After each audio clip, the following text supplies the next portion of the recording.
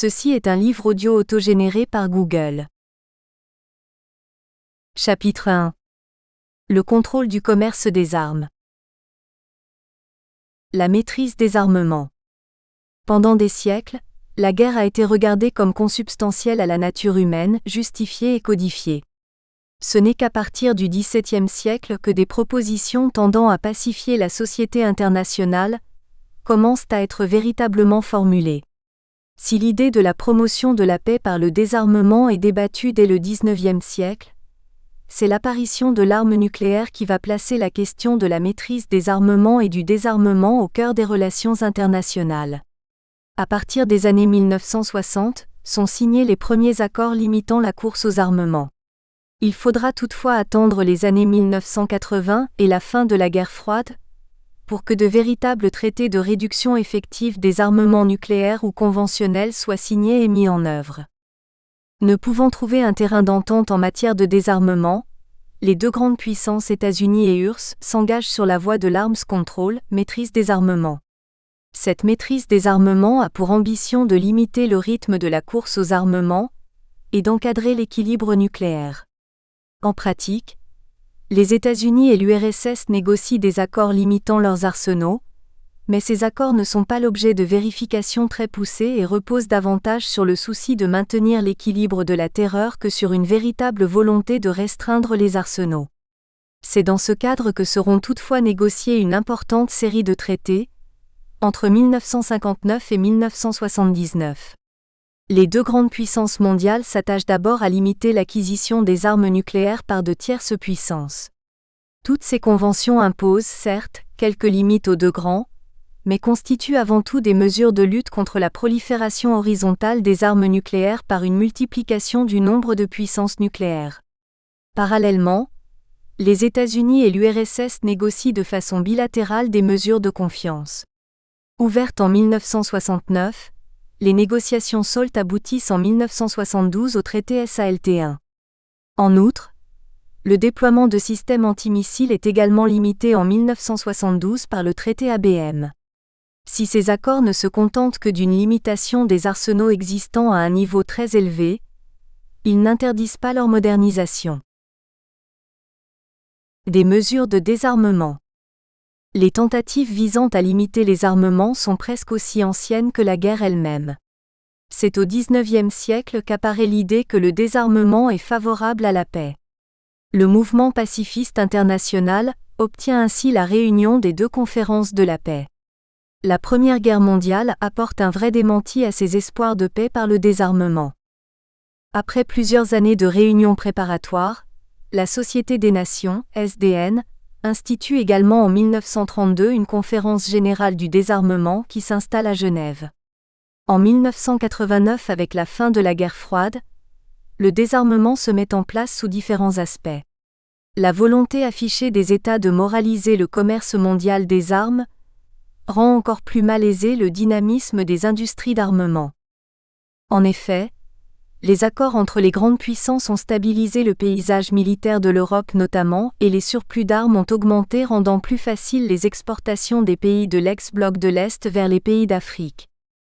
La perspective d'un désarmement international suppose que les données relatives aux dépenses militaires soient fiables, vérifiables et calculées à partir de critères homogènes dans le temps et l'espace. Or, aujourd'hui on en est loin. Mais parallèlement aux actions qui doivent s'attaquer aux origines des conflits, il est nécessaire de lutter contre la prolifération des armes. Sinon, les efforts entrepris pour démocratiser un pays, assurer une meilleure sécurité à la population, régler pacifiquement les différends entre communautés ou réaliser un véritable développement économique et social risquent d'être anéantis par les rébellions armées. Pour ce faire, tout contrôle des armements exige d'agir sur l'offre et la demande, de se préoccuper des stocks d'armes existants et des flux du commerce des armes, tant au niveau des trafics illicites qu'à celui des trafics licites. Par ailleurs, la problématique des armes légères doit à la fois être abordée de manière spécifique en fonction des caractéristiques particulières de ce type d'armes, mais aussi être incluse dans la question des stocks et des ventes d'armes conventionnelles en général. Dans les pays africains en proie à des conflits latents ou larvés, la priorité est la mise en place de mesures de désarmement pour diminuer les stocks importants d'armes légères, ceci dans le cadre des opérations de maintien de la paix des Nations Unies. Ces mesures de désarmement se feront par la collecte et la destruction des armes, afin qu'elles ne soient plus utilisables dans d'autres conflits. Par ailleurs, il faudra restreindre la prolifération des armes par le biais d'accords entre les différents pays d'une même région en instituant un moratoire sur la production, l'importation et l'exportation d'armes légères en prenant l'exemple du moratoire de l'Afrique de l'Ouest proposé par le Mali. Des accords à l'échelon international sont aussi utiles et nécessaires pour mieux contrôler les trafics.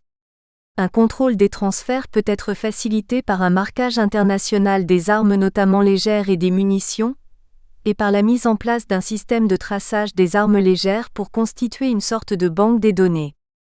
Dans le cadre des Nations Unies, il serait utile de mettre en place une sorte de traité multilatéral sur le contrôle et la limitation des exportations d'armes conventionnelles et des armes légères. Aussi, un contrôle des transferts d'armes exige une volonté politique car les obstacles à un contrôle efficace viennent des industriels d'armement. Ces derniers se trouvent à la fois face à un marché d'abondance et face à une politique qui exige une limitation des exportations d'armes qui entraîne le plus souvent une contraction des achats et de la production avec des conséquences difficiles pour l'emploi. En effet, face à la nécessité de préserver des emplois, les politiques cèdent souvent à la pression des industriels de l'armement qui utilisent l'argument de l'emploi. Mais cette préoccupation ne doit point occulter les exigences d'une sécurité collective, par la limitation des exportations. Le principe fondamental de tout contrôle du commerce des armes est la recherche d'un monde plus conforme à la dignité de l'homme. Le secteur de l'armement étant en difficulté dans tous les pays industrialisés, ces derniers trouveront toujours une parade juridique ou économique propice à la relance du commerce des armes. C'est pourquoi, les États ont tendance à s'organiser au niveau régional pour instaurer un contrôle coopératif. Les acquis de la maîtrise des armements. Pour les transferts d'armement, le danger représenté par le bloc soviétique après 1945 avait amené les Occidentaux à créer un comité de coordination pour le contrôle multilatéral des échanges Est-Ouest, COCOM. En 1991 a été créé un registre des armements conventionnels ouvert à tous les États membres de l'ONU, qui doivent fournir chaque année des informations sur leur dotation, production, importation et exportation d'armements. Le contrôle des armes conventionnelles considéré durant toute la période de la guerre froide comme utopique, est envisagé aujourd'hui comme une option possible. La guerre du Golfe a été une étape décisive dans la mobilisation de l'opinion internationale en faveur d'un contrôle des ventes d'armes. La diminution de la rivalité soviéto-américaine et l'affaiblissement de l'ex-Union soviétique ont favorisé l'engouement pour le contrôle des armes. Aujourd'hui, le contrôle des armes est reconnu par les deux puissances comme étant une question d'intérêt mutuel. Les changements politiques mondiaux sont responsables de la baisse de la demande d'équipements militaires. Nombreux sont les pays qui ont trouvé dans ce ralentissement du commerce mondial des armes le moyen de la mise en œuvre de politiques de réduction des exportations sans en supporter le prix politique au niveau national. En dépit d'un climat favorable au contrôle des armes, de nombreux facteurs contribuent à rendre la mise en place de ce contrôle difficile. En effet, une multitude de procédés pour échapper à ces contrôles est rendue possible par les réalités géopolitiques du continent africain en particulier, voire du tiers-monde en général. Aujourd'hui, la mise en place d'un contrôle des transferts d'armement qui pourrait maintenir un ordre mondial est très difficile à mettre en place. Pour parvenir à un contrôle des armes efficace en Afrique, il faut que les causes de fond de l'insécurité et de la vulnérabilité des pays africains soient réellement abordées de façon pragmatique. Les mesures de contrôle n'augurent pas d'un arrêt complet du commerce des armes. Il est plus judicieux de considérer ces mesures comme des outils politiques qui favoriseraient l'équilibre militaire.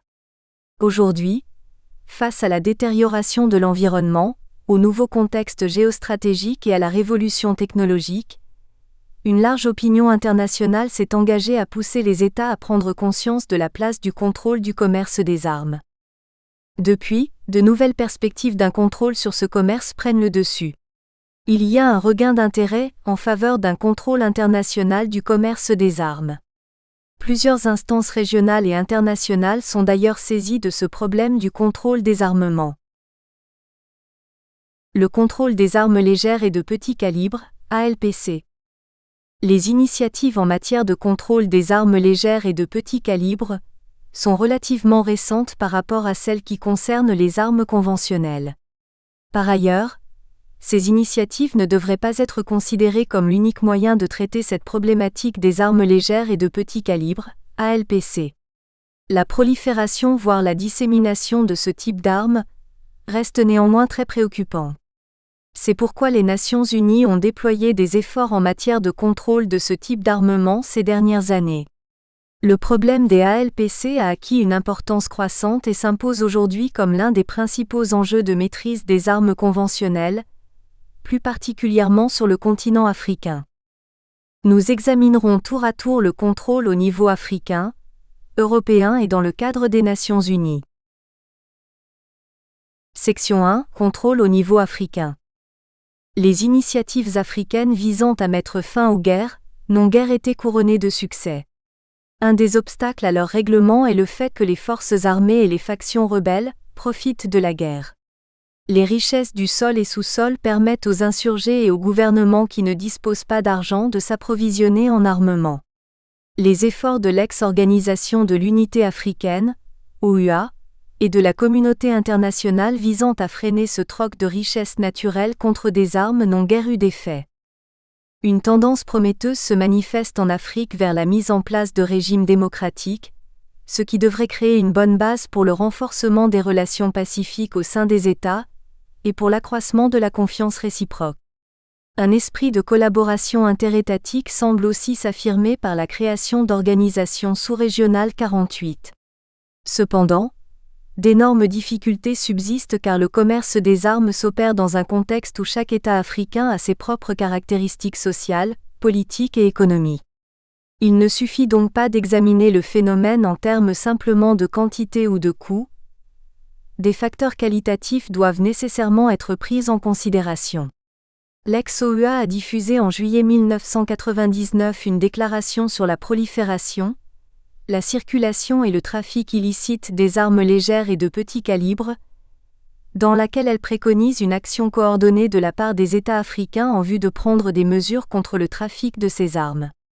En collaboration avec l'Institute for Security Studies de Pretoria, Afrique du Sud, l'ex-OUA a conçu l'initiative relative à la prolifération des armes légères en Afrique, pour une prise de conscience de ce problème de prolifération et faciliter ainsi un débat approfondi que constitue cette menace. Par ailleurs, plusieurs initiatives sont prises au niveau sous-régional visant à mettre fin au trafic des armes. Un moratoire sur les armes légères en Afrique de l'Ouest. C'est dans cet esprit que les membres de la Communauté économique des États de l'Afrique de l'Ouest, CEDEAO, ont adopté des mesures pour un moratoire sur l'importation, l'exportation et la fabrication d'armes légères. L'objectif de ce moratoire est d'obtenir des pays ouest-africains des engagements sur le stock d'armes, le contrôle des frontières, la formation des forces de police, la coopération internationale. En 1994 et 1995, une mission d'enquête des Nations Unies fut envoyée, à la demande du Mali dans plusieurs États d'Afrique de l'Ouest afin de déterminer non seulement la nature et la quantité d'armes légères en circulation, mais aussi les raisons de cette prolifération. À la suite de cette enquête, les gouvernements africains concernés ont avec l'aide des Nations Unies, développé une approche avec comme principal objectif de réduire l'insécurité par la mise en place d'un programme de coordination et d'assistance pour la sécurité et le développement, PCASED. Le PCASED est un programme technique d'une durée initiale de 5 ans opéré par le Programme des Nations Unies pour le développement, PNUD, pour soutenir et faciliter le régime du moratoire, les pratiques liées au développement et les activités liées à la sécurité. Il s'est traduit au Mali par la réintégration de 11 500 anciens soldats dans la société civile et l'organisation d'une conférence régionale sur la prévention des conflits, le désarmement et le développement qui a abouti à la signature d'un moratoire de 3 ans sur importation, l'exportation et la production des armes légères. Ce programme s'est également traduit par la collecte et la destruction de nombreuses armes légères. Ce moratoire a été adopté formellement le 31 octobre 1998 par les chefs d'État des 16 pays de la CEDEAO. Sa mise en œuvre et son respect représentent l'un des plus grands défis de cette approche régionale sans précédent. Ce moratoire est donc doublé de ce mécanisme de mise en œuvre, appelé Programme de coordination et d'assistance pour la sécurité et le développement, PCASED. Ce programme a été mis en place en collaboration avec le Secrétariat général de l'ONU et d'autres partenaires, pour aider à la réussite du moratoire dans ses objectifs de gestion et de prévention des situations liées à la circulation incontrôlée des armes légères en Afrique. Suite à ce moratoire, les pays membres de la CEDEAO ont adopté en 1999 un code de conduite dont l'objectif est de renforcer le moratoire sur le commerce des armes. Le code prévoit que les pays membres demanderont pour toute importation d'armes, même sportives, une autorisation à la communauté et toute arme importée sera enregistrée afin de faciliter un éventuel retrait de ces armes.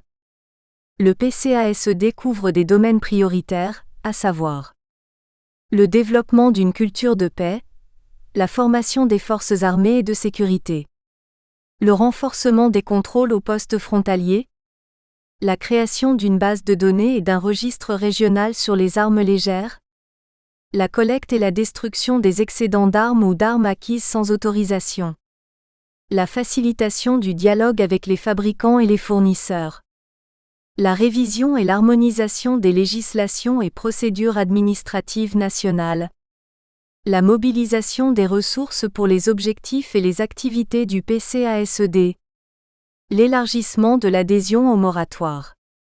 Les pays membres ont également décidé de soumettre pour adoption au chef d'État le code de conduite pour l'application du moratoire.